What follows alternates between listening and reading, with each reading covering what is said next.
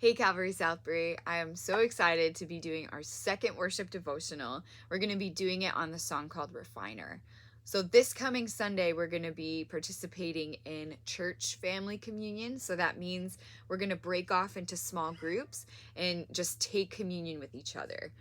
We're going to just have an opportunity to be able to give thanks to God for sending his beautiful son, Jesus, his only son, as a sacrifice for us, to break his body and allow his blood to be poured out so that we can be in right standing with God again and have this intimate relationship with him, and allow that to be restored eternally. So I'm very excited about that alone, but I felt like the Lord was leading me to this song. So we're going to take that in an instrumental moment, and then we're going to sing the song right after. So this is how the first verse goes.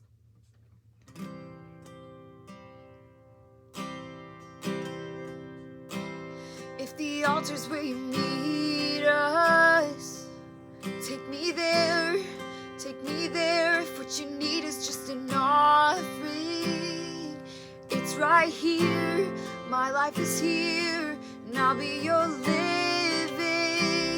sacrifice for you. You're a fire, the refiner. I wanna be consumed. I added the pre-chorus in there as well. But let's just dive into the verse. What is that saying? If the altar's where you meet us, take me there. Take me there. The altar is a sacred space. The altar is where the Lord is. And it's sitting there and it's waiting for its sacrifice. So in this song, we're talking about our lives, right? And let me read in Romans 12:1. It says, I appeal to you, therefore, brothers, by the mercies of God, to present your bodies as a living sacrifice, holy and acceptable to God, which is your spiritual worship. We can't really do much with a dead sacrifice, right?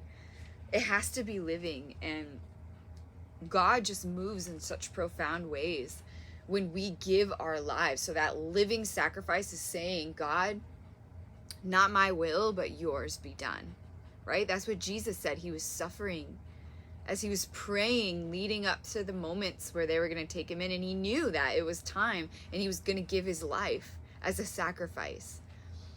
Not all of us are going to give our lives in that way to death as a martyr. But there's things in our lives that God's saying, lay it down. Whether it's our own control, like I'm trying to take control of my life in every aspect of it and not hear the voice of God and listen and obey to him because my flesh doesn't like it. That's a sacrifice right there. Like, God, I desire to do this, but you're calling me over here. You're calling me to do this. So I'm going to lay this down at your altar. God, you have the altar in place. The fire is burning, and I'm just going to lay my life down, and I'm going to choose to live for you and not for me. And I'm going to choose to live for your kingdom and your life and not this life. That's huge. So this is a song of surrender. Like, God, I trust in you. I know what it means. It's like Abraham. Pastor John talked about this on Sunday. God said, go and worship me. And he was saying, sacrifice your only son, Isaac, the one that I promised you. Sacrifice him. He was testing his faith. And God does that. I'm going to read in 1 Peter. Where is it? 1 Peter 6-7. It says, in this you rejoice, though now for a little while, if necessary, you have been grieved by various trials, so that the tested genuineness of your faith, more precious than gold that perishes, though it is tested by fire, may be found to result in praise and glory and honor at the revelation of Jesus Christ. So there's trials that we walk through in life that occur to test our faith. And it says our faith is greater. It's more precious than gold. Do you know how valuable gold is? Gold is so valuable. but our faith is more valuable to the Lord. So when these trials arise, we can fall into these temptations, or we can choose to sit at the feet of Jesus and run to his altar and give our lives in that moment as a living sacrifice to him. It is honestly the least thing that we can do, for Christ did that for us. And there's another verse that's just coming to my mind now. I don't know exactly where it is, but he's talking about, we get to experience the resurrection power just like Christ did, but we have to die first, right? So it's like if we're choosing to follow Christ, Christ suffered, Christ sacrificed, he died, then the resurrection came, then all that power, and that is access. Now we have access to that too, but we have to die first. We have to lay down our lives first. We have to be a living sacrifice day in and day out to him. So I don't know what the Lord might be asking you to sacrifice in your life. That's between you and God, but that's something to seek out and ask the Lord. So we're going to move. So I sang the pre-chorus. I'm going to sing it again.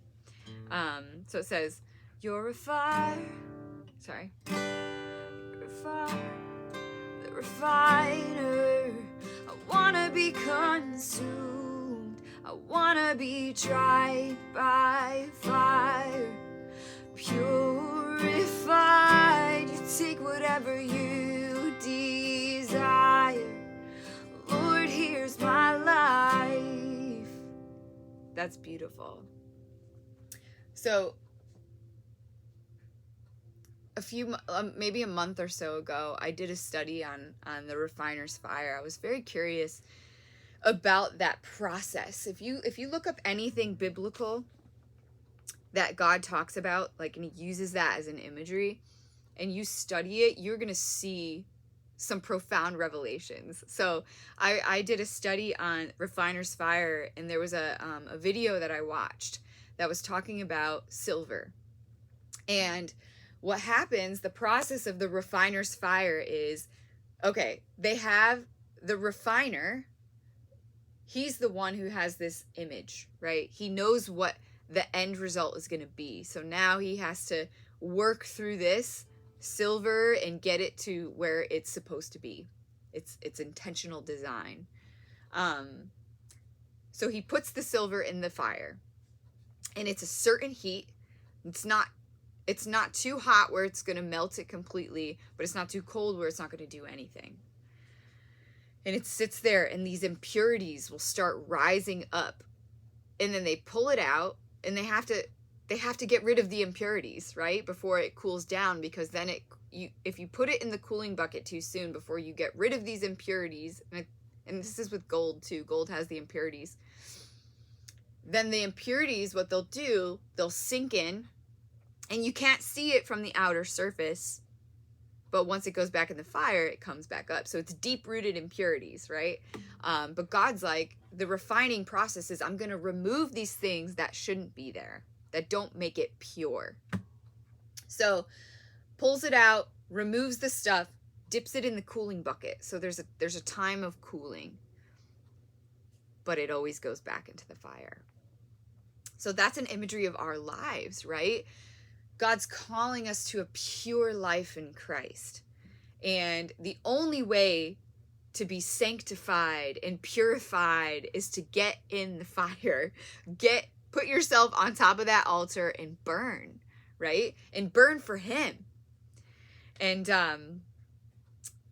so we're going to go in, and it's going to get hot, and these trials are going to come, and these impurities deep within us are going to rise up, and God's going to be like, I know this hurts, but I'm with you. I am in control, right? He's in control. He's putting us in that fire.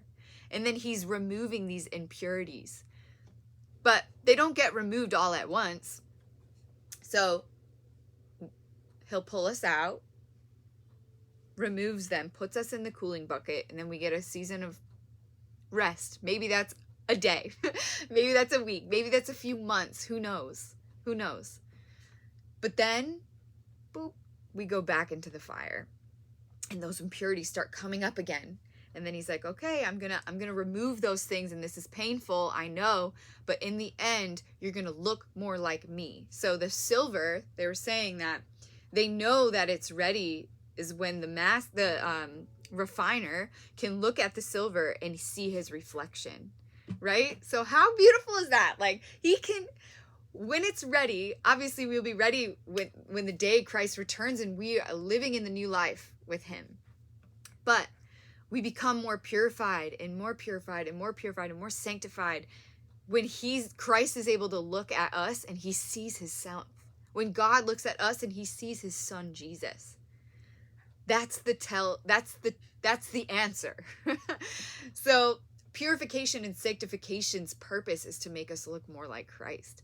And it hurts and it's painful, but it's so worth it. So this chorus is saying, I want to be tried by fire. God, put me in the fire. Purify me. I want to be purified me. Take whatever you desire. God, whatever is not supposed to be in here, get rid of it. And he says, Lord, here's my life. It's a full, complete surrender to God, saying, I'm not living for myself.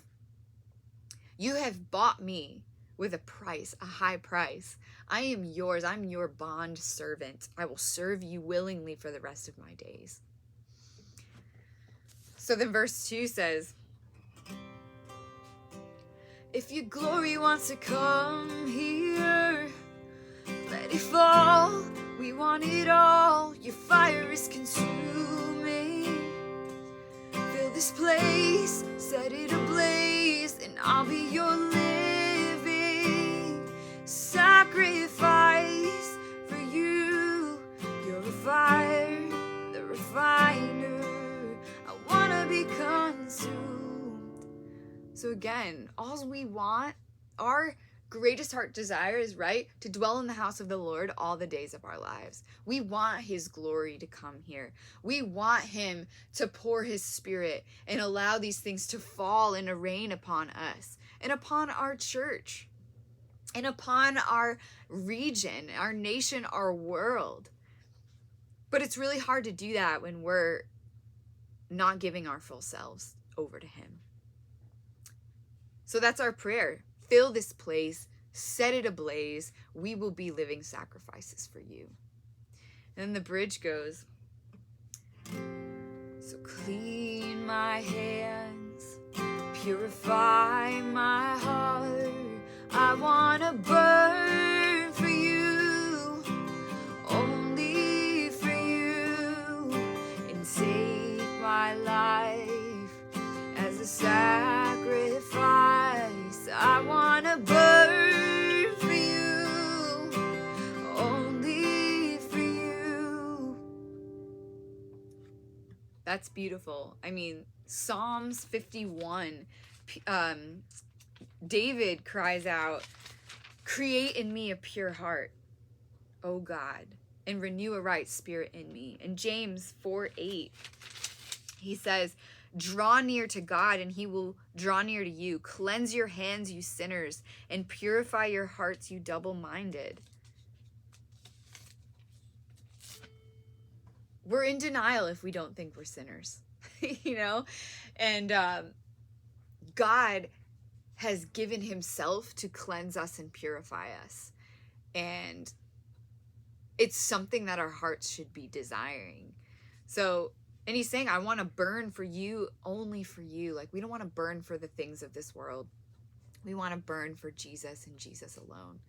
So I encourage you guys to listen to this song, sit with it this coming week, and come just ready to just pour yourself out before him in communion and thanksgiving, to pray for one another, to encourage one another, and to just look to him and to really enter into this place of surrender and offering yourself as a living sacrifice, holy and pleasing to God. All right, be blessed, and I'm looking forward to singing this with you all on Sunday.